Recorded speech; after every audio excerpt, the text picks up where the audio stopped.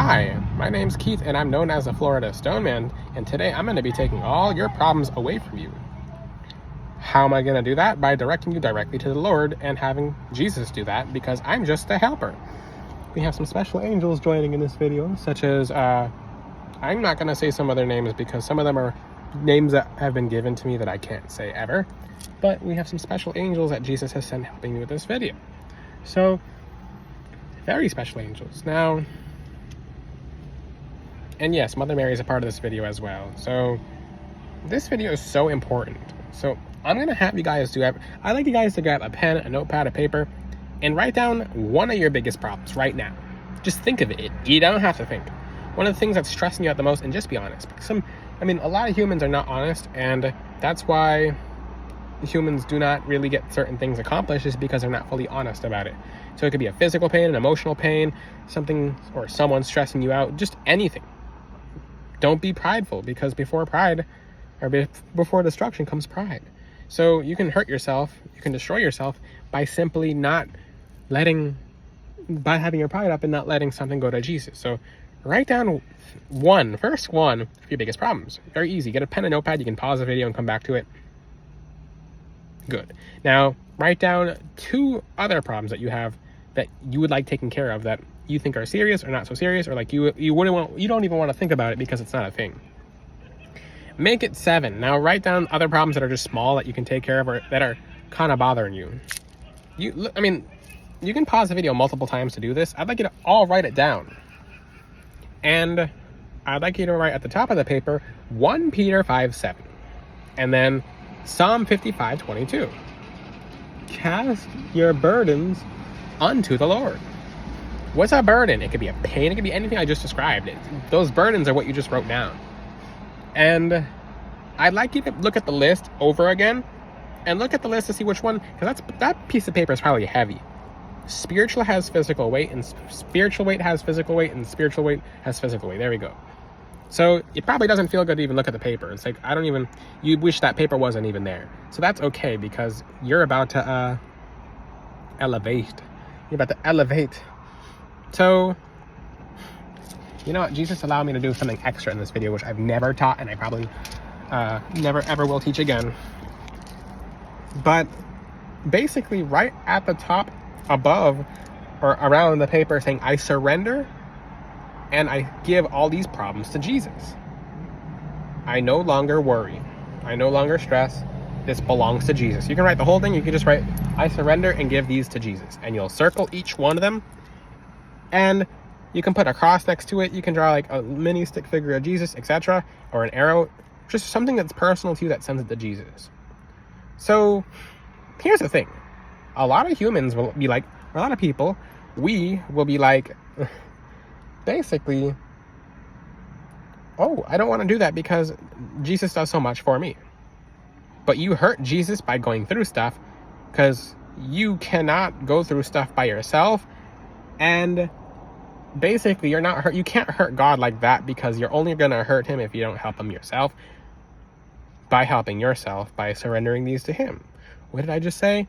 Make your life easier, because the Lord lives with you and through you. And when you suffer, you're causing Jesus Christ, the Most High God, to suffer as well. And it allows the Father, Son, and Holy Spirit as a whole to help you as well, the Holy Trinity. So I'd like you to now say this out loud, to pick one of these problems. And you can say, I hereby, you could write this down too, I hereby, pick your favorite, make it personal. I hereby declare and decree that I fully surrender and pass blank this problem over to Jesus Christ, the Most High God. And now you made it Jesus's problem. Now, what happens when a human has a problem? A human has to figure it out. What happens when God has a problem? God has to solve it. And who's the only one who's allowed to solve it fully is God. Because everything happens or doesn't happen because of God. So now, in your timing, everything's taken care of. It could be, do you guys know how God works?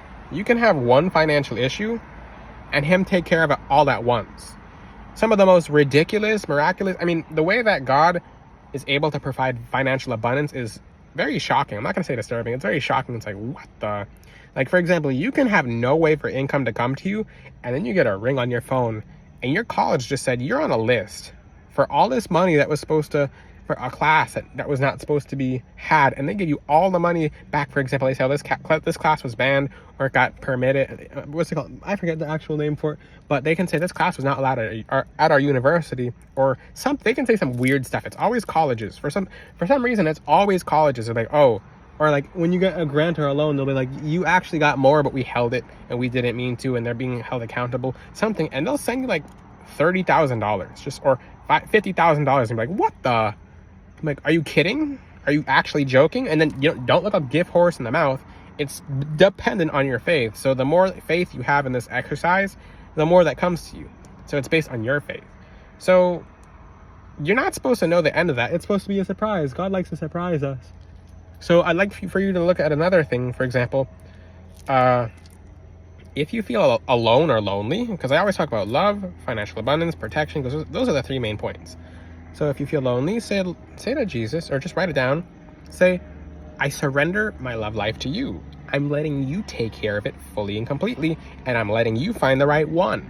You might have thought you found the right one, but humans find themselves the right one all the time, and it never seems to fully work, or it's just, they always like something better because it's not completely fulfilling. So you'll pray that prayer as well.